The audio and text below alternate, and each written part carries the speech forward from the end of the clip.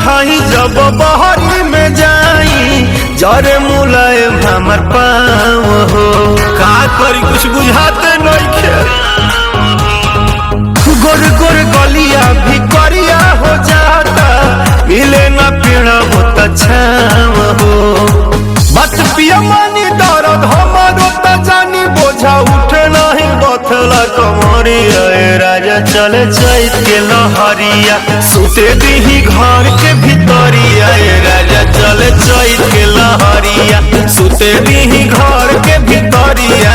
राजा चले चैत के लहरिया। अरे लुगा में लुकू लगा कर वो बुझाते नहीं के मारा।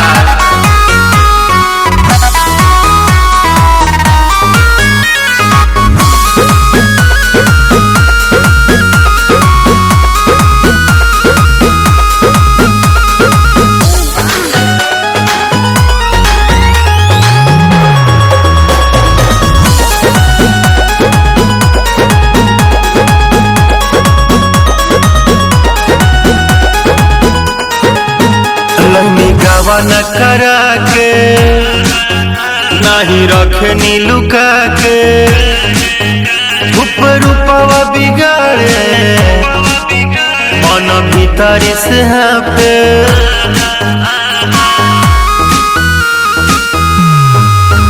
लैनी गावा न करा के नहीं रखनी लुका के ऊपर रूपवा बिगाड़े मन भीतर से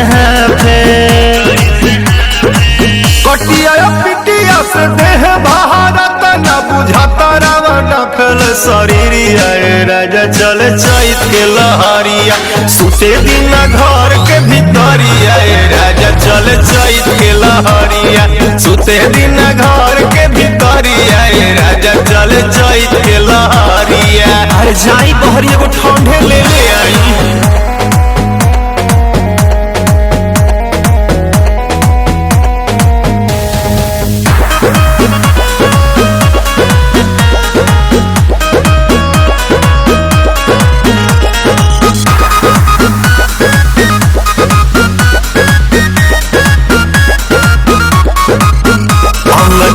काका करी कैसे रसी हम बरी मंगल मोहन पगलाला हम तो भीतरी से जरी।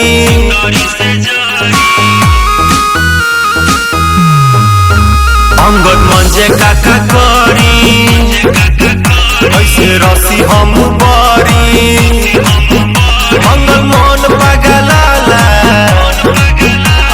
भीतरी से जारी। रजौरा कैसे लेके चला दूर देश अब चलब नहीं गाँव के डगरिया। राजा चले चैत के लहरिया सुते दिन घर के भितरिया। राजा चले चैत के लहरिया सुते दिन घर के भितरिया। राजा चले चैत के लहरिया सुत जाई संग धाके।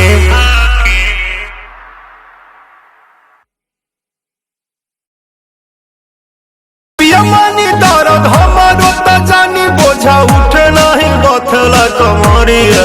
राजा चले चैत के लहरिया सुते दीही घर के भितरिया। राजा चले चैत के लहरिया।